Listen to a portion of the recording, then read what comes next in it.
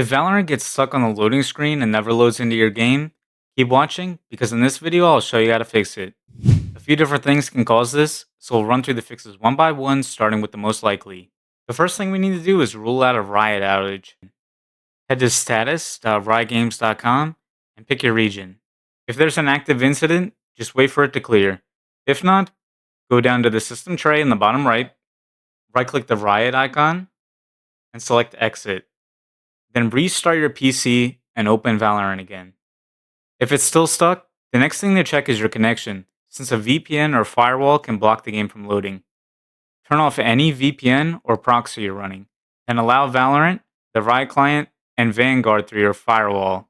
If that didn't work, we'll run the game as administrator. Open File Explorer, go to C, Riot Games, Valorant, Live, right-click Valorant.exe, select Properties, select the Compatibility tab at the top, and check Disable Full Screen Optimizations, and run this program as an administrator. Click Apply, and OK.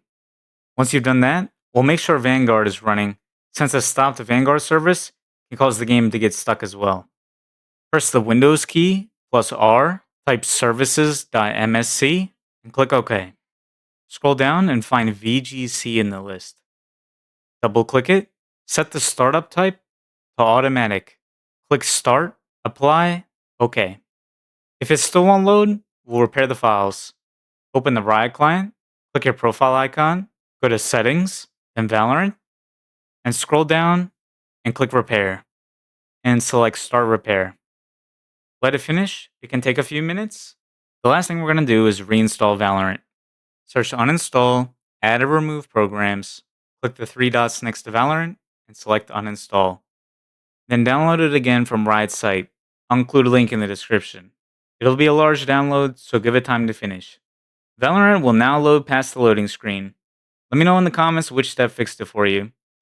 And consider subscribing and liking the video if this guide helped you out.